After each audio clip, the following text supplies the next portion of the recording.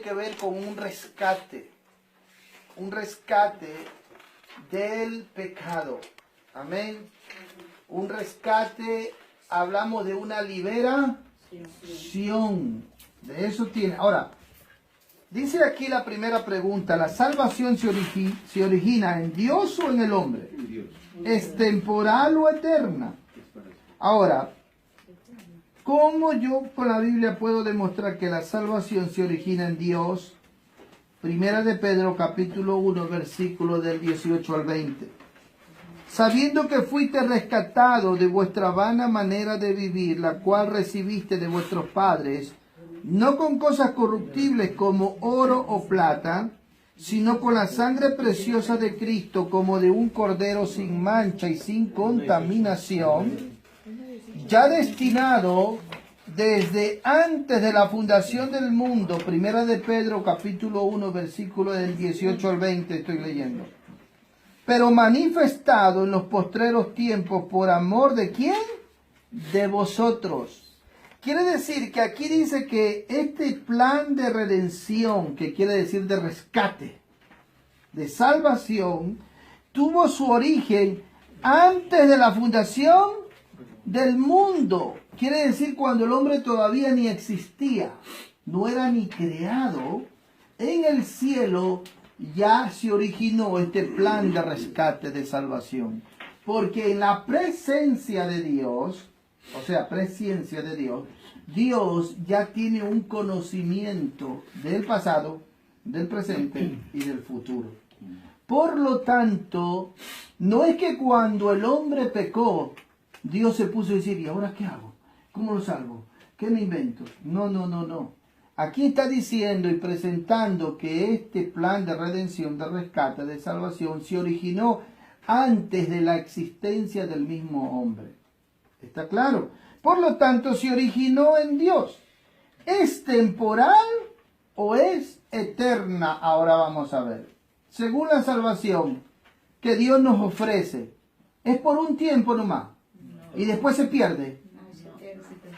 Es eterna. ¿Por qué? Porque quien la ofrece transmite su propia vida al que lo salva. Transmite sus virtudes, sus cualidades, su espíritu, su misma naturaleza. Por lo tanto, lo que Él salva, nadie se lo arrebata de su mano.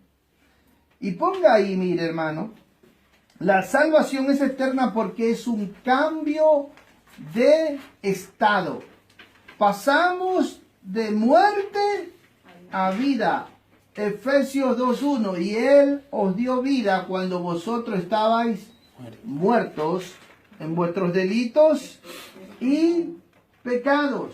Por lo tanto, la salvación tiene que ver con algo, con un estado que cambia, y usted pasa a ser partícipe, amén, de la naturaleza divina. Mire lo que dice Juan capítulo 5, versículo 24. La palabra de Dios no miente. Estamos en la primera, sí, en la primera pregunta, sí. En la primera pregunta, que ahora la salvación es eterna, subraya ahí, eterna, no es temporal. ¿Y dónde lo dice eso?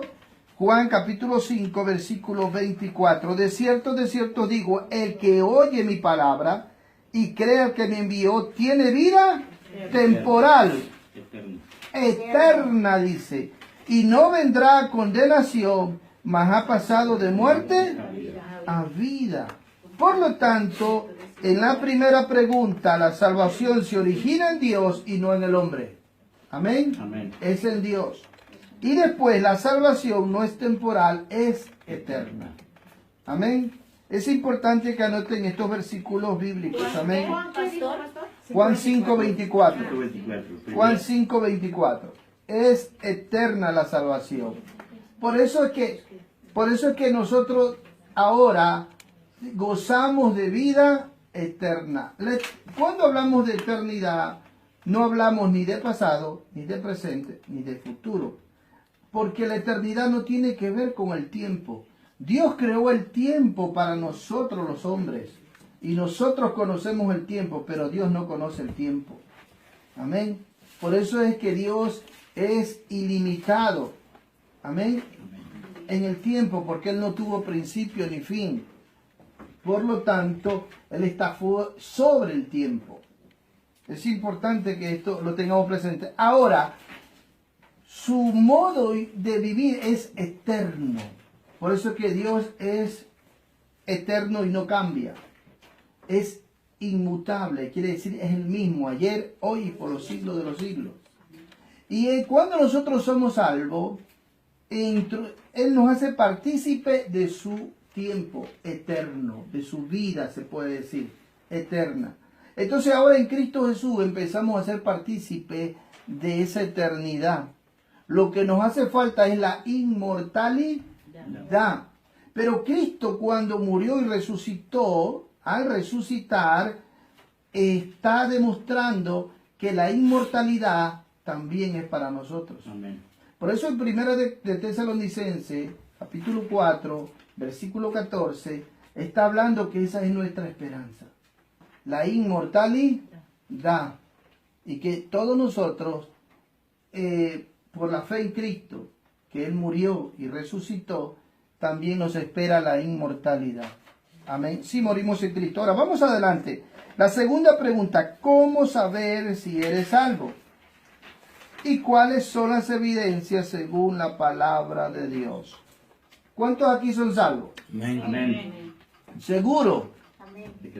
Amén. Amén. Hermano, ahora, si la salvación se originó en Dios y usted es salvo, quiere decir que usted, bíblicamente, ha experimentado, ha tenido una experiencia con ese Dios. Ese Dios se le reveló a su corazón, porque la salvación es una revelación de Dios al corazón del hombre. Esa es la verdadera salvación. Y es como una nueva creación, dice la Biblia. Para que usted me diga, ¿dónde dice eso, pastor? Segunda de Corintios, amén, Amén. capítulo 4, versículo 6. Dice la palabra de Dios así, mire, porque Dios, que mandó que de las tinieblas resplandeciese la luz, es el que resplandeció en nuestros corazones para iluminación del conocimiento de la gloria de Dios en la faz de Jesucristo. Aquí está hablando de una revelación de Dios, ¿a dónde? Al corazón del hombre. ¿Y cómo compara el corazón del hombre? Lleno de tinieblas, como la oscuridad, como la creación. Y viene la luz, y esa luz tiene un nombre. Cristo Jesús. Amén. Cuando viene la salvación, usted tuvo esa experiencia. Y ahora dice aquí, para iluminación del conocimiento. ¿De qué conocimiento está hablando? De un conocimiento no intelectual, sino de experiencia. Porque cuando usted nació de lo alto, Juan capítulo 3, versículo 5, Jesús dijo que la salvación empieza con un nacimiento. Ese nacimiento viene con una revelación de Dios a tu corazón. ¿Me están siguiendo? ¿Quién no ha tenido ese encuentro, esa experiencia de nacer del Espíritu de Dios? No es salvo, hermano. Porque la salvación es un milagro divino que se origina por un nacimiento de lo alto. Así lo dice Juan capítulo 3, versículo 5. Dice la Biblia así, mire, y respondiendo, de cierto te digo que el que no naciere de agua y del Espíritu no puede entrar en el reino de Dios. Lo que he nacido de la carne, carne, y lo que he nacido del Espíritu, Espíritu es. ¿Qué produce ese nacimiento? Nuevo nacimiento. ¿Qué produce ese nacimiento? Cambio de muerte a vida. Espíritu, diga conmigo espíritu. Espíritu. Porque Jesús está diciendo lo que ha nacido de la carne Carne. y lo que ha nacido del Espíritu. Espíritu es. Entonces, ¿qué produce ese nuevo nacimiento? Espíritu. Espíritu.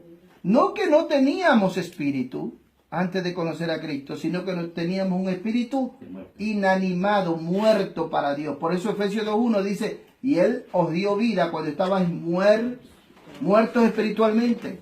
Quiere decir separados, porque no teníamos ninguna relación con Dios. Pero la salvación es que Dios se reveló a nuestros corazones y nos dio este milagro de experimentar un nuevo nacimiento. Porque en el primer nacimiento de Adán, el nacimiento primero, traemos la imagen del terrenal. Quiere decir que en el primer Adán todos conocemos el pecado por naturaleza. Amén. Por eso el salmista decía en el Salmo 51:5, en pecado me concibió mi madre. Por eso que es necesario, que Jesús dice, es necesario que nazcan de nuevo, del Espíritu. Ese nuevo nacimiento es por el postrer Adán, Cristo Jesús. ¿Me están siguiendo? Sí. Entonces la salvación tiene que ver con un nacimiento de lo alto. Amén. ¿Que lo produce quién? El Espíritu Santo de Dios. Amén. Somos engendrados por el Espíritu de Dios. Quiero terminar con esto y ahí le doy la palabra. Juan capítulo 1, versículo 12. ¿Quién me lo lee? Y el versículo 13. Mas a todos los que le recibieron, a los que creen en su nombre, les dio potestad de ser hijos de Dios, los cuales no son engendrados de sangre, ni de voluntad de carne, ni de voluntad de varón, sino de Dios. Los cuales no son engendrados. La salvación es, mire, si no es engendrado, puede experimentar el nuevo nacimiento. Dice, y no son engendrados ni por voluntad de carne, ni por voluntad de varón, sino de Dios. Por lo tanto, es un milagro, hermano. Y eso es por obra y gracia de qué? De la palabra de Dios que nos compunge, nos redarguye. Y esa palabra tiene una simiente, como dice la palabra de Dios. Diga, vaya conmigo a Pedro. Mire lo que dice la palabra de Dios. Así se produce. Primera Pedro. En Primera de Pedro, capítulo 1, versículo 23. Siendo renacidos, no de simiente corruptible, sino incorruptible. ¿Por qué? Por la palabra de Dios que vive y permanece para siempre. La palabra simiente quiere decir semilla o espermatozoide. Lo que dice en Juan, engendrados. ¿Por qué? Por la palabra incorruptible. Por lo tanto, quien verdaderamente es salvo, tiene esta experiencia en su vida. Amén. Amén. Y por lo tanto, la evidencia son los frutos. Son los frutos. Porque la salvación te introduce. ¿La salvación cómo empieza? En una justificación.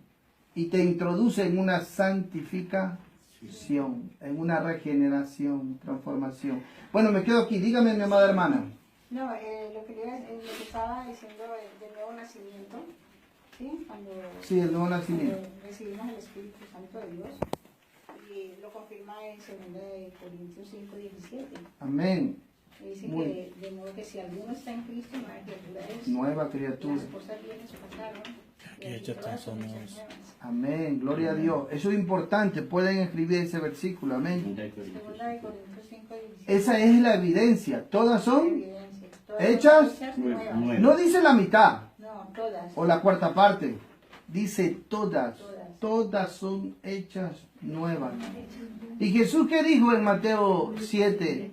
Dijo, por su fruto Los conoceréis. los conoceréis. Entonces, estamos viendo que ser salvo con sus evidencias es algo que tiene que ver con el estilo de vida.